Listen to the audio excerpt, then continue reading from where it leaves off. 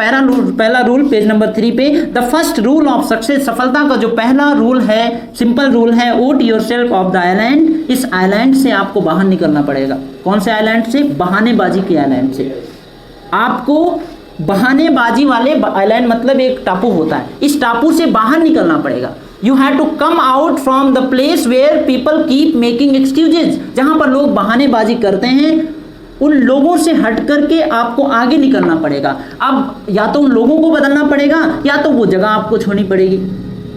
तो इस टापू से आपको बाहर निकलना पड़ेगा। आगे बताया है नो मोर एक्सक्यूजेज, अब कोई बहानेबाजी नहीं, जितनी बहानेबाजी करनी थी अब हो गई। No more excuses, do it और डोंट डू इट, करो या ना करो, बट डोंट मेक एक्सक्यूजेज, करो या ना करो लेकिन बहानेबाजी ना करो, क्योंकि बहानेबाजी आपको खोखला बनाती है।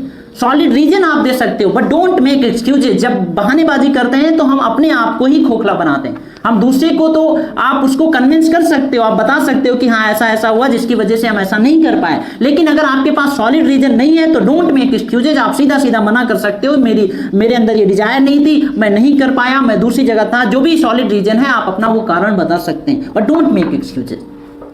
But don't make excuses, stop using your incredible brain, आपका जो ब्रेन है ना इनक्रेडिबल, ये जो इतना ताकतवर ब्रेन है, इसका इस्तेमाल बहानेबाजी करने में मत लगाओ, उसका दिमाग, उसका इस्तेमाल करो कि उसके रीजन यानी किस वजह से इस काम को किया जा सकता है, वहां पर इस दिमाग का इस्तेमाल कर सकते हो। So stop using your incredible brain to think up elaborate rationalization and justification for not taking action, यानी ये काम हम क्यों नहीं कर पाए इस पे दिमाग लगाने की जरूरत नहीं, यानी उसको बहाने को मत ढूंढो, एक रीजन आप ढूंढ सकते हो कि ये काम क्यों किया जा सकता है। डू समथिंग, कुछ भी करिए, जो भी आप जीवन में बनना चाहते हैं, करना चाहते हैं, डू समथिंग, डू एनीथिंग, जो भी करना चाहते हैं सब कुछ करिए। गेट ऑन विद इट, उसके साथ लग जाइए, यानी क्लियरिटी के साथ उस पर काम करना शुरू कर दीजिए। एंड रिपीट योरसेल्फ, और अपने आप से कहिए if it is to be it is up to me, अगर करना है तो करना है, और कोई ऑप्शन नहीं हमारे पास, करना है तो करना है, उस चीज को लेकर के डिटरमाइन हो जाइए, दृढ़ संकल्प ले लीजिए कि करना है तो करना है। आगे एक और पावरफुल लाइन लिखी है, लूजर्स मेक एक्सक्यूजेज, जो हारने वाले होते हैं वो बहानेबाजी करते हैं, विनर्स मेक प्रोग्रेस, और जो जीतने वाले होते हैं वो तरक्की करते हैं। आप कौन सी कैटेगरी में आते हैं? In which category do you come?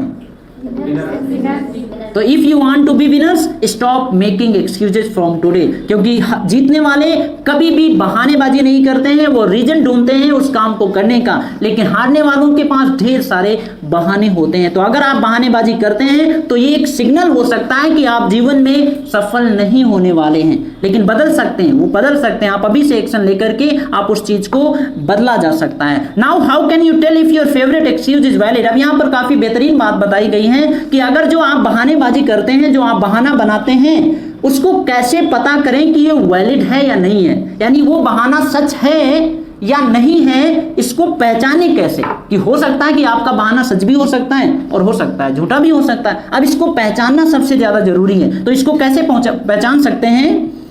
It's simple, बहुत आसान है।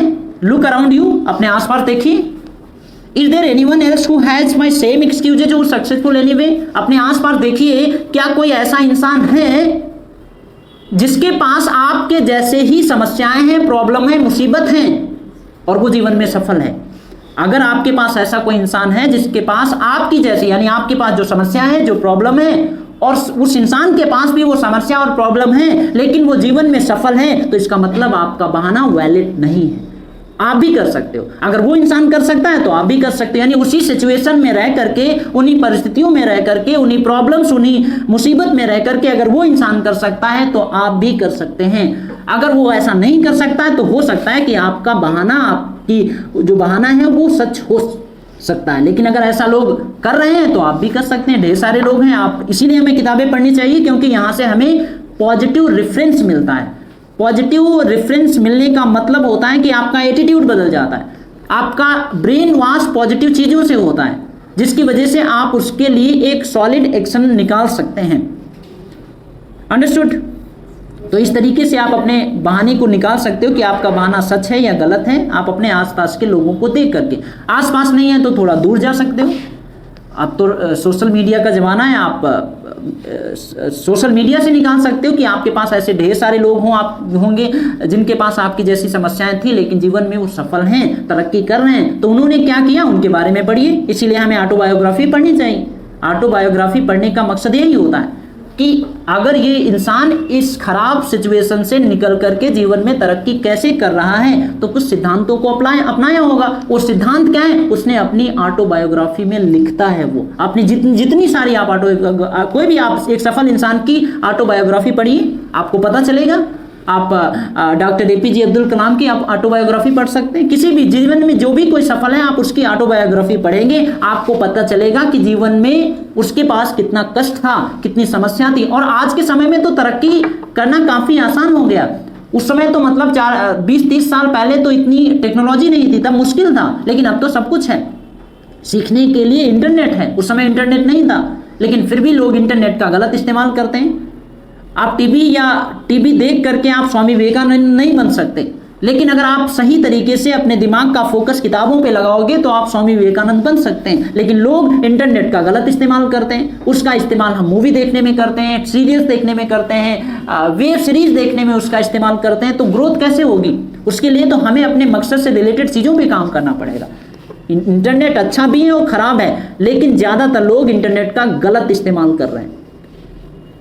अब ये हमें निकालना पड़ेगा कि उसका इस्तेमाल आप सही तरीके से कैसे कर सकते हैं। जैसे विडमैट एप्लीकेशन होता है ना, आपको मालूम है, अगर चलाते हो, जिससे आप कोई भी यूट्यूब का वीडियो डाउनलोड कर लेते हैं। वहाँ से लोग क्या करते हैं, मूवी डाउनलोड करते हैं, अलग अलग सॉन्ग डाउनलोड करते हैं, अपने मोबाइल में रखते हैं।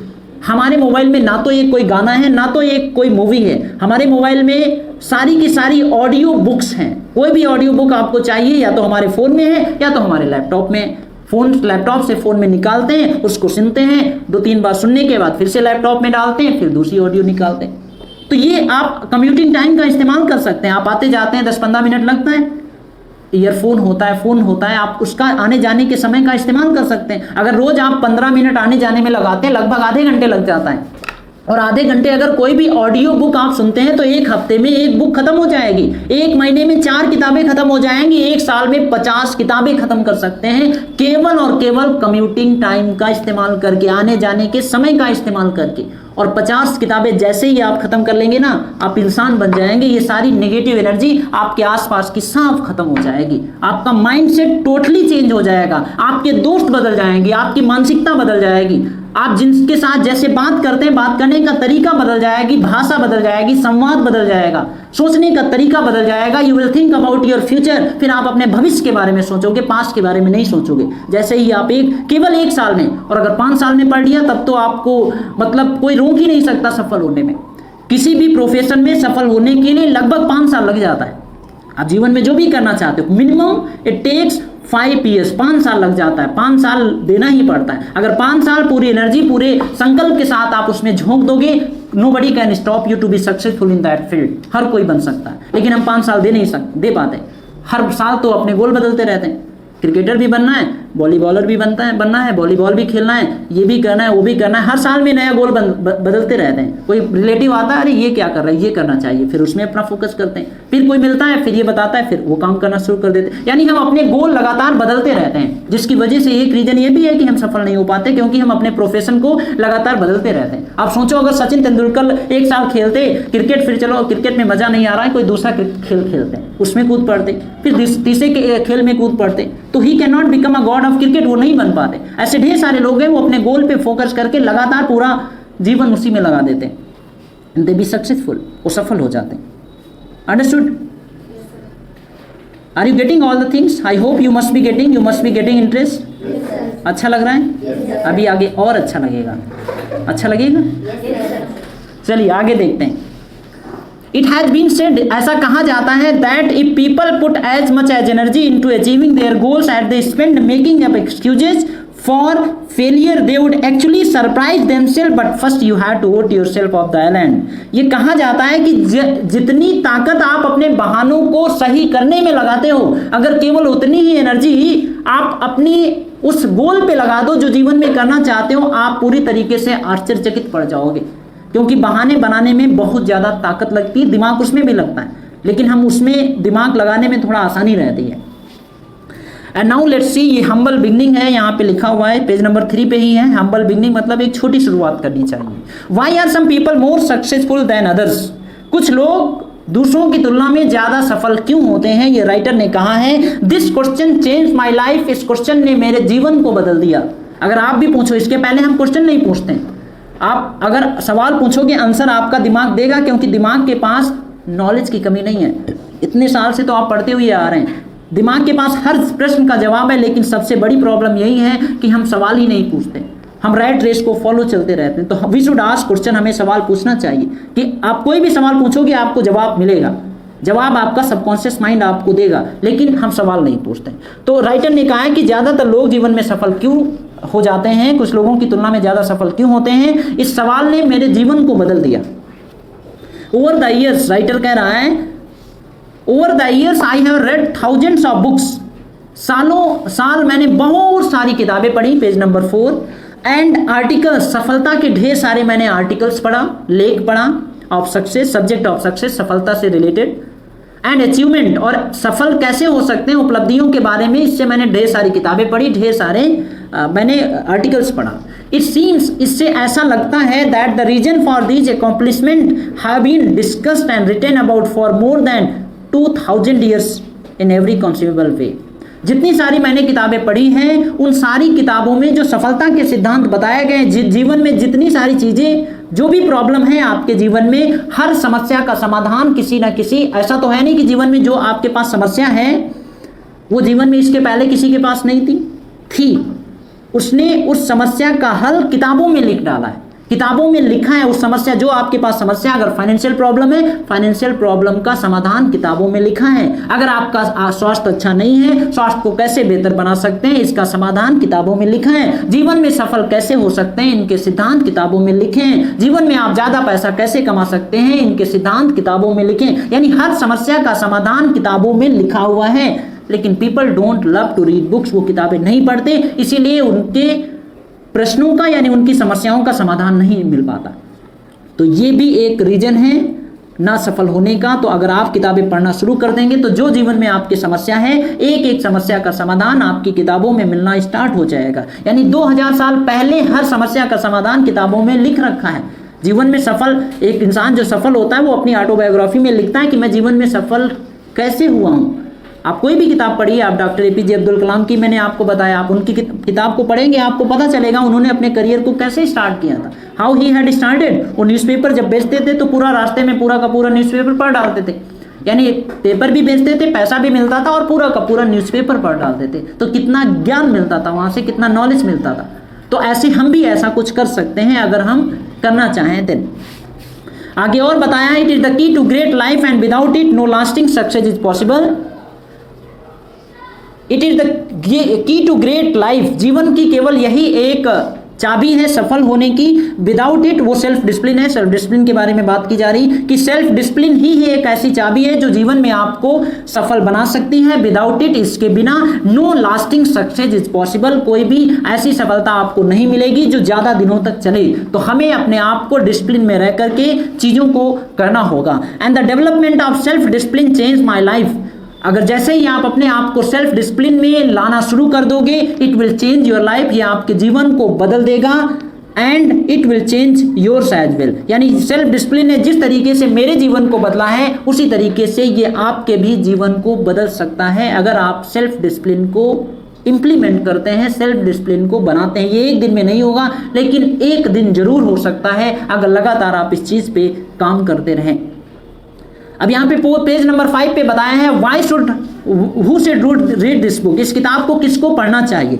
ये जो किताब है इस किताब को किसको पढ़ना चाहिए ये यहाँ पे बताया है। दिस बुक इज रिटन, ये किताब लिखी गई है फॉर एम्बिशियस, जो महत्वाकांक्षी हैं, जो जीवन में कुछ करना चाहते हैं, जिनके अंदर कोई इच्छा है, जिनके कोई सपने हैं, उनको ये किताब पढ़नी चाहिए। डिटरमाइंड मेन एंड वीमेन, जो जीवन में संकल्प लेते हैं और जीवन में कुछ करना चाहते हैं, उन लोगों के लिए ये किताब लिखी गई है।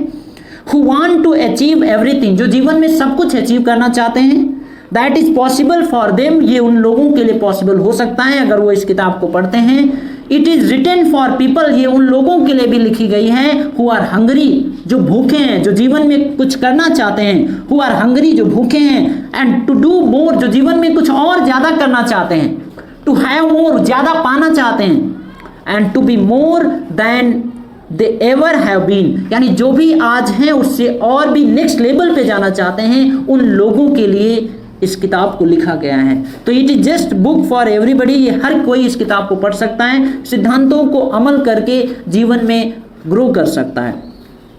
So now we will take one more page, एक पेज हम और लेते हैं, and after that we will just do some other activity.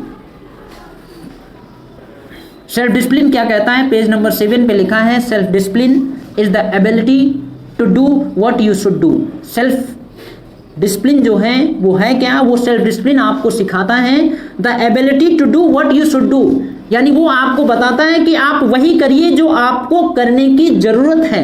यानी सेल्फ डिसिप्लिन आपको कंट्रोल में रखता है, केवल आपको वही करने के लिए कहता है जो आपको करना ही चाहिए। And when you should do it, और जब आप इसको करते हैं, वेदर यू फील लाइक और यू डोंट फील लाइक, आपका करने का मन है या नहीं है, लेकिन सेल्फ डिसिप्लिन आपको बताएगा कि ये काम आपको करना चाहिए, ये काम आपको नहीं करना चाहिए। यही काम सेल्फ डिसिप्लिन का और सेल्फ कंट्रोल का होता है। यहां पे है देयर आर 2 वर्स्ट एनिमीज, हमारे जो 2 सबसे बड़े एनिमी हैं, सबसे बड़े हमारे जो दुश्मन हैं, जिसमें एक हैप्पीनेस को बताया है और दूसरा पर्सनल फुलफिलमेंट। यानी हम जो भी जितनी सारी चीज़ें करते हैं वो हैप्पीनेस के लिए करते हैं, केवल और केवल हैप्पीनेस के लिए करते हैं कि हम खुश रहें, कैसे न कैसे हमें खुश रहना चाहिए, बस उसके लिए चाहे वो गलत स्टेप का ही, गलत कदमों को ही क्यों ना उठाएं। और दूसरा बताया है पर्सनल फुलफिलमेंट, यानी अपनी इच्छाओं को पूरी करने के बारे में सोचते हैं। हैप्पीनेस और पर्सनल फुलफिलमेंट के बारे में ही बात करते हैं कि हमें हमारे पास ज़्यादा होना चाहिए और हम खुश रहना चाहिए। यही हमारे जो सबसे बड़े दुश्मन यहाँ पे बताया गया है। And the path of least resistance is what cause people to take the easy way in the almost every situation. तो यहाँ पे राइटर ने बताया है कि ज़्यादातर लोग क्या करते हैं कि वो आसान रास्ते को चुनते हैं, वो उस रास्ते को नहीं चुनते हैं जो रास्ता उनके लिए सही होता है, वो उस रास्ते को चुनते हैं जो रास्ता उनके लिए आसान होता है। तो we have not to take the easy way, we have to take the right way. हमें सही रास्ते को चुनना है, आसान रास्ते को नहीं चुनना है, क्योंकि दिमाग का काम ये होता है कि वो आपको उन चीज़ों की तरफ लेकर के जाएगा जहां पर उसको कोई कष्ट ना हो, उसको कोई पेन ना हो, इसीलिए वो आपको आसान रास्ता चूज करने के लिए बताता है। तो ये मूड होता है, ये ऐसे इसी तरीके से काम करता है। आपका दिमाग उन सारी चीज़ों को रजिस्ट करेगा कि ये काम नहीं करना है, क्योंकि उसको उस काम को करने में पेन होता है, कष्ट होता है, दर्द होता है। तो हमें आसान रास्ता नहीं चुनना है, हमें सही रास्ता चुनना है जो आपके गोल तक पहुंचाए।